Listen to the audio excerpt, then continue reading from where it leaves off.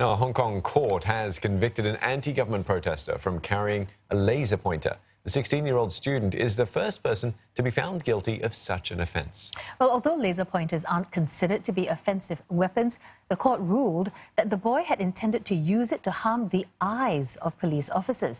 And the ruling has now raised concerns that authorities will try to prosecute more people for carrying objects that are usually considered harmless, including laser pointers or umbrellas.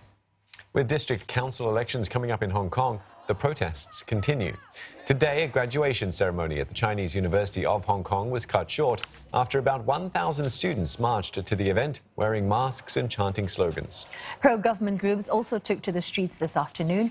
They held a silent march to condemn recent violent attacks on district council election candidates.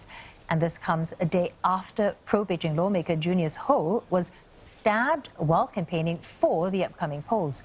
Our correspondent Roland Lim tells us more.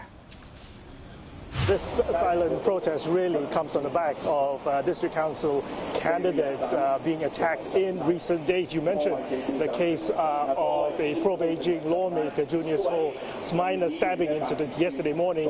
And of course, a couple of days back, pro-democracy district councillor Andrew Chiu also had part of his ear bitten off. So the protesters here, the silent marchers here, are pushing the government to ensure that it takes all feasible measures in ensuring the safety of the district council candidates, their volunteers, as well as their supporters.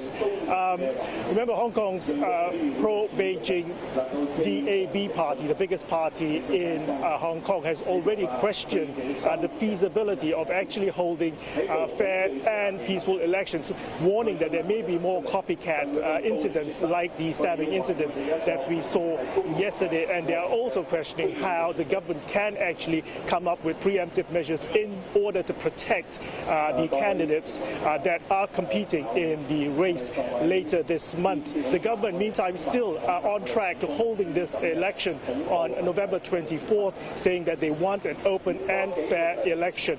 So it remains to be seen whether